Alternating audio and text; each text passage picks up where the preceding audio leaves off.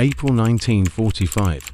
Somewhere in the shattered remains of Western Germany. The hospital stands have collapsed. Walls cratered by artillery. Windows blown out. Inside, German nurses move through dim corridors with hollow eyes and trembling hands. They have not slept properly in weeks. They have not eaten a full meal in longer. Outside, the rumble of American trucks grows louder. The nurses freeze. They know what armies do when they arrive. They know the stories. They have heard the orders, the propaganda, the warnings about what to expect from the enemy. Some grip each other's arms. Others stand perfectly still, faces pale beneath the grime and exhaustion. The doors open. American women step inside. Uniforms clean, boots solid, faces hard from months of war, but not cruel. They carry medical supplies. They carry food. And then something happens that no one expected. One of the American nurses reaches into her pack, pulls out a ration tin, and hands it to a German nurse standing near the wall. The German woman stares at it. Her hands shake as she takes it. She looks up. Her lips part, but no words come. Then she begins to cry. By April 1945, Germany was dying. The Third Reich, which had once stretched from the Atlantic to the gates of Moscow, had collapsed into a shrinking pocket of rubble and desperation. American forces pushed from the west. Soviet armies crushed from the east. British and Canadian divisions advanced from the north. There was no front line anymore, only fragments of resistance, civilian panic, and the slow disintegration of everything that had once been called order. German cities burned. Dresden, Hamburg, Berlin, reduced to ash and skeletal ruins. Railways were shattered.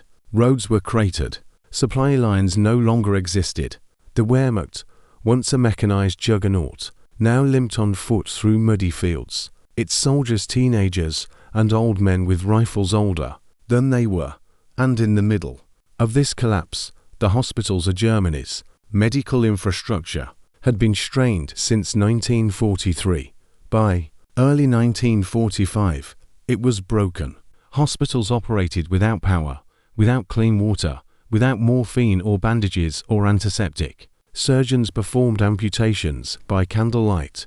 Nurses boiled rags to reuse them.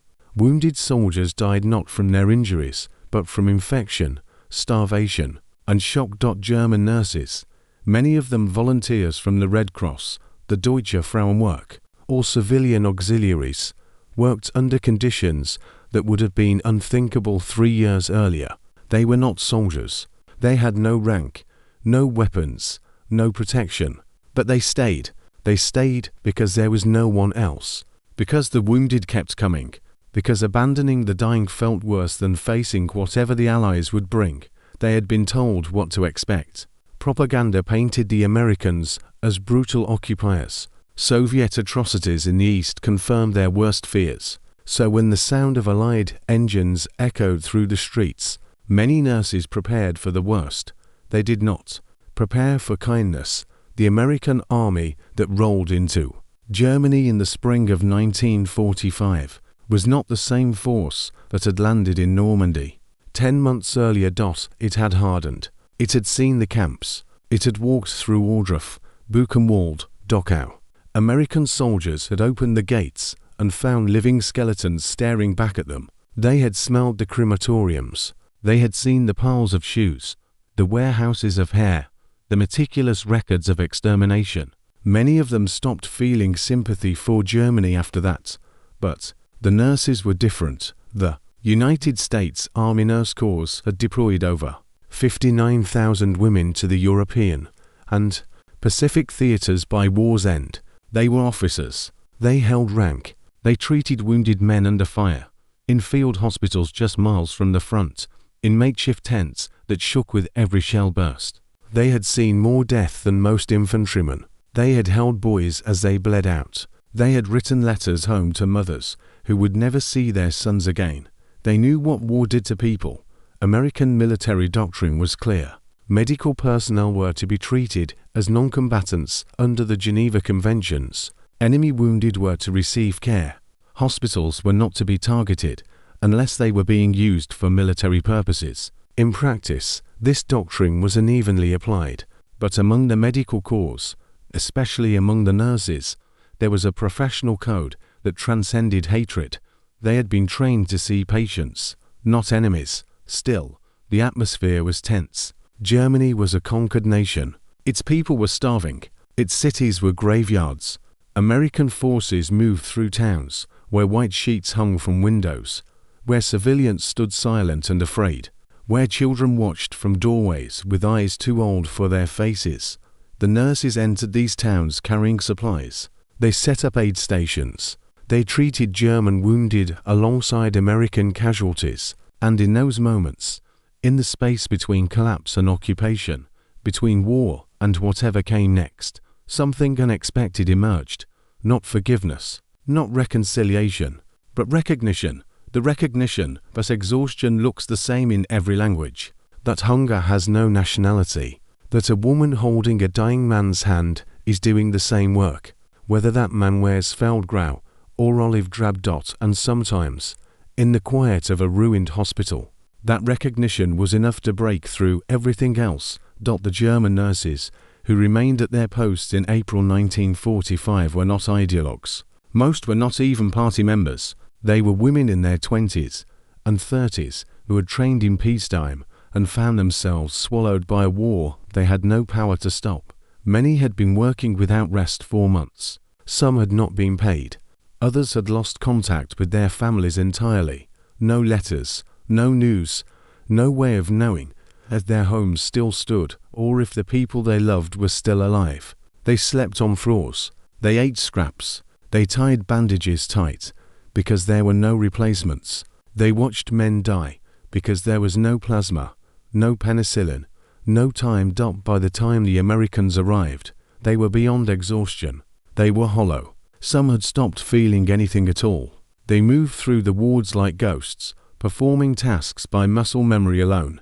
They expected punishment, arrest, deportation, maybe worse. Instead, they were handed food. American army nurses operated in a strange space. They held officer rank, but they were still women in a male-dominated military. They treated soldiers with authority, but they were often dismissed or underestimated by the men they outranked. They had seen the worst of the war, but they were expected to maintain composure, professionalism, dignity. And now they stood in German hospitals, looking at women who could have been their classmates, their neighbors, their sisters. The decision to share rations was not official policy. It was not ordered from above. It was a choice made in the moment by individual women who saw other women starving and decided that whatever anger they felt toward Germany as a nation, it did not extend to the nurse standing in front of them with tears streaming down her face.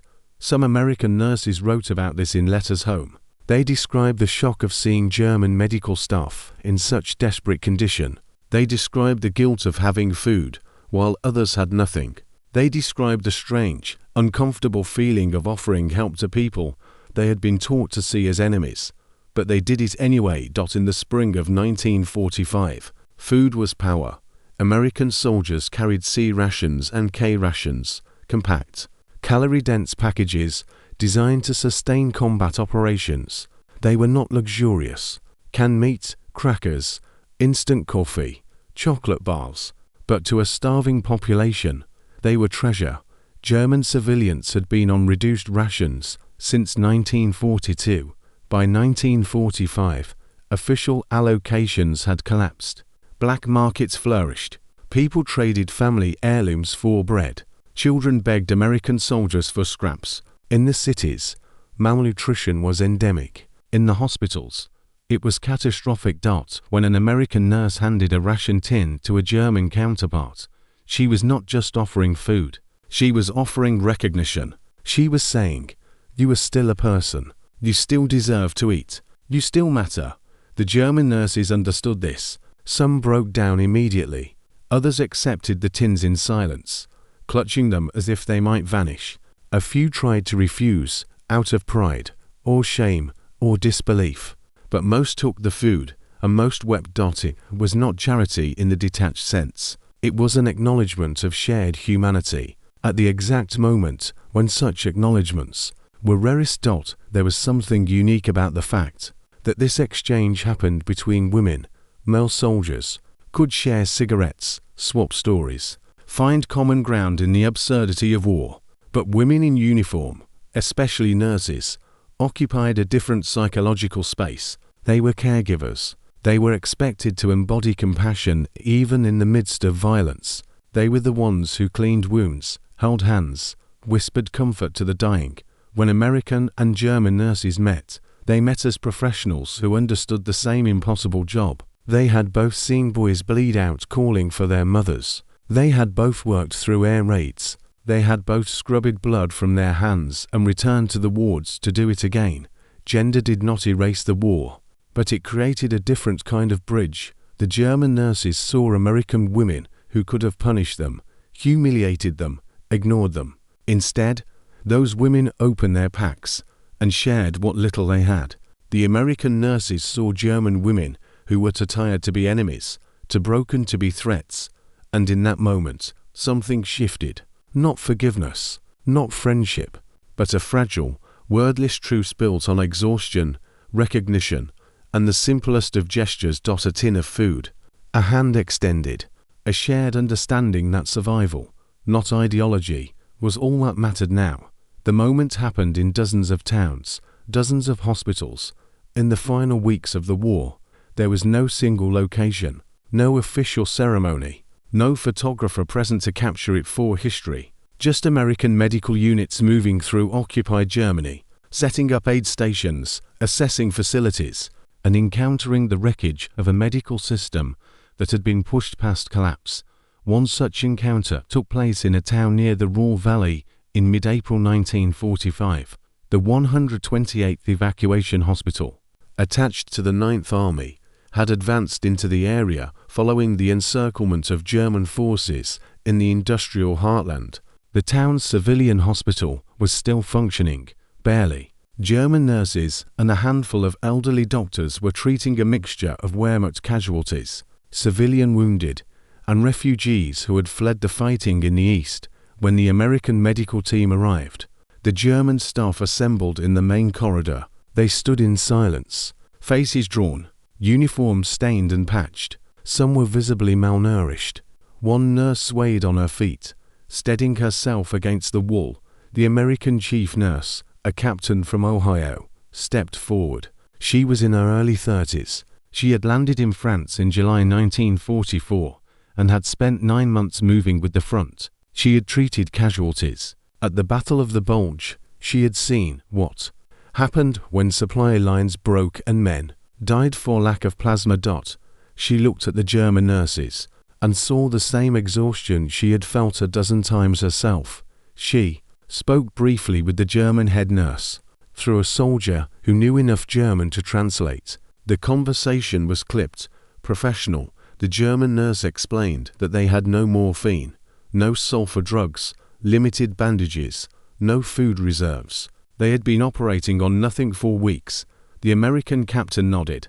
She turned to her staff and gave quiet orders. Within minutes, American nurses began distributing supplies, bandages, plasma bottles, sulfur powder, and then, almost as an afterthought, rations. One American lieutenant, a nurse from Pennsylvania, walked up to a young German nurse standing near the supply closet. The German woman could not have been older than 25. Her face was gaunt. Her hands shook slightly. The American nurse reached into her pack, pulled out a K-ration box, and held it out. The German nurse stared at it. She did not move. The American nurse pressed it into her hands. The German woman looked down at the box, then up at the American. Her eyes filled with tears. She tried to speak, but her voice broke. She clutched the ration to her chest and turned away, shoulders shaking. The crying spread. The German nurses, watching the exchange, began to break down. Some covered their faces. Others simply stood with tears running silently down their cheeks. A few tried to maintain composure, blinking rapidly, swallowing hard, refusing to let themselves collapse entirely. The American nurses did not know what to do. Some stood awkwardly, unsure whether to comfort or withdraw.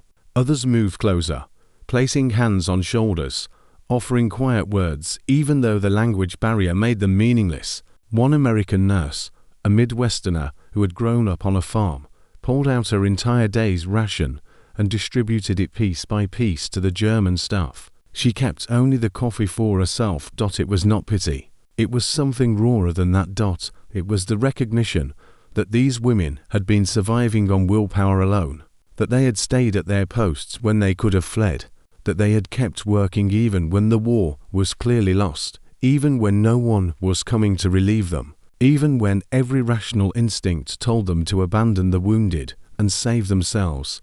The American nurses understood that. They had felt that same pull, the duty that overrode self-preservation, the commitment to care, and when everything else had gone to hell. In the days that followed, similar scenes unfolded across Western Germany. In Würzburg, American nurses arriving at a Red Cross hospital found German staff eating potato peels and grass.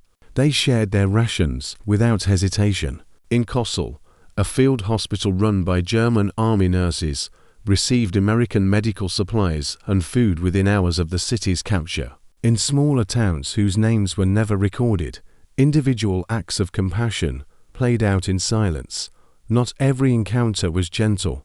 There were American nurses who refused to help, who remembered the camps and felt nothing but contempt, who handed over supplies because orders said so, but did it coldly, without a word of comfort, but enough chose differently. Enough saw the person in front of them other than the uniform or the nationality. Enough decided that hunger and exhaustion were not crimes, and that a woman crying over a tin of food was not an enemy, but a human being at the edge of survival.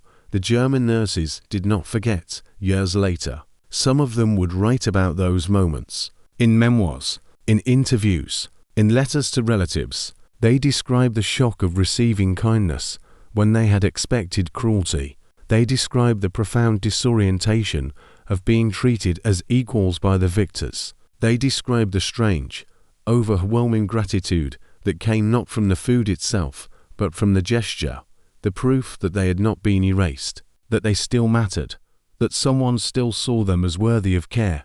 One German nurse, writing in the 1970s, recalled the American lieutenant who had given her a ration box in April 1945. She remembered the woman's face. She remembered the way she had pressed the box into her hands without speaking, as if words would cheapen the act. She remembered crying so hard she thought she might collapse. She ended her account with a single line. In that moment, I understood that the war was over, not because we had lost, but because someone had treated me like a human being again. The immediate cooperation that followed was pragmatic, not sentimental. American medical officers needed functioning hospitals. German nurses and doctors knew the facilities, knew the patients, knew where supplies were hidden or what equipment still worked. Within days of occupation, joint operations became routine. German staff worked under American supervision. They treated German wounded alongside American casualties. They shared operating rooms, supply closets, and the grim mathematics of triage. There was tension. Language barriers caused mistakes. Some American personnel remained hostile. Some German staff harbored resentment. But the work demanded collaboration, and exhaustion made cooperation easier than resistance. In many towns, American nurses requested that German medical personnel remain at their posts. Official policy supported this. Medical workers were classified as non-combatants and, unless they had committed war crimes, were permitted to continue their work under Allied oversight. Some German nurses were reassigned to care for displaced persons or concentration camp survivors. Others continued treating German civilians and POWs. Letters from American nurses during this period reflect complex emotions. One nurse wrote home describing a German colleague who worked 18-hour shifts without complaint, who never asked for anything, who cried when given a bar of soap. Another wrote about the discomfort of eating a full meal while German staff ate scraps. A third described the strange intimacy of working side by side with women who, weeks earlier, had been enemies. Military reports documented the transition.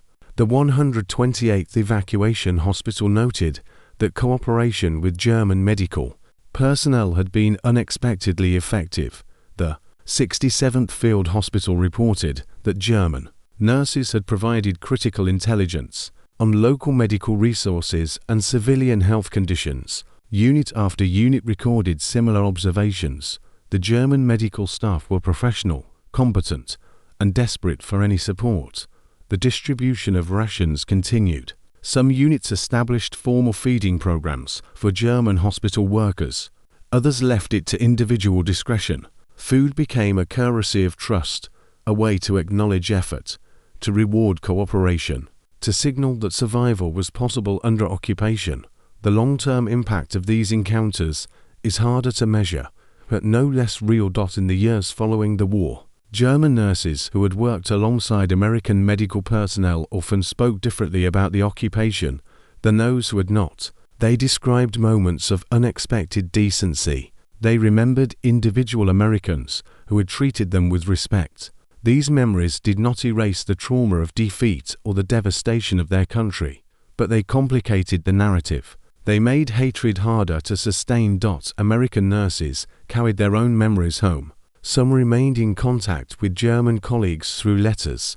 Others never spoke of it at all. A few wrote about the experience decades later, reflecting on the strangeness of having once been at war with women who had become, briefly, something like peers. Testimonies emerged slowly. In the 1960s and 70s, as interest in oral histories grew, researchers began collecting accounts from nurses on both sides. German women described the moment they received food from American hands as a turning point, not just in the war, but in their understanding of who the enemy actually was. American women described the discomfort of recognizing themselves in the faces of their former adversaries. These small acts of compassion also influenced occupation policy, though indirectly. The American military government's approach to rebuilding German infrastructure relied heavily on local cooperation. In the medical sector, this meant retaining German personnel, providing them with resources, and integrating them into Allied relief efforts. The precedent set in those early weeks that cooperation was possible, that German civilians could be trusted with responsibility, shaped how reconstruction unfolded. By 1946, German nurses were working in displaced persons camps, tuberculosis hospitals, and public health programs under Allied administration. Many of the relationships formed in April and May 1945 became the foundation for longer-term professional networks. The broader public never heard these stories. There were no headlines, no documentaries, no monuments. The moments were too small, too personal, too complicated for the simple narratives of victory and defeat that dominated post-war memory. But for the women involved, the impact was profound. They had lived through one of the rawest moments of the war, the collapse of one world and the uncertain birth of another. And in that moment, they had chosen to see each other not as symbols or enemies, but as exhausted human beings trying to survive. That choice mattered, not because it changed the outcome of the war, but because it proved that even in the midst of total destruction, compassion remained possible. War reduces everything to binaries, friend or enemy, victor or vanquished, right or wrong. But the women who met in those ruined hospitals in the spring of 1945 existed in the spaces between those categories. They were nurses first, professionals bound by a duty that transcended borders and uniforms. They understood that caring for the wounded was not a political act. It was simply the work. The tears shed over a tin of rations were not about gratitude alone. They were about recognition, about being seen as something other than a defeated enemy, about the realization that humanity could survive even when everything else had been destroyed. History remembers the armies, the generals, the battles and the treaties. It rarely remembers the quiet moments of compassion that occurred in the margins, the small gestures that reminded people they were still human. But those moments mattered. They mattered to the women who lived them, and they matter still, as proof that even in the darkest hours, even when nations collide and millions die, individuals can still choose kindness over cruelty. The war ended. The nurses went home, but what passed between them in those shuttered corridors remained, a fragile, wordless testimony to the fact that compassion does not require permission, and that sometimes the smallest acts carry the greatest weight.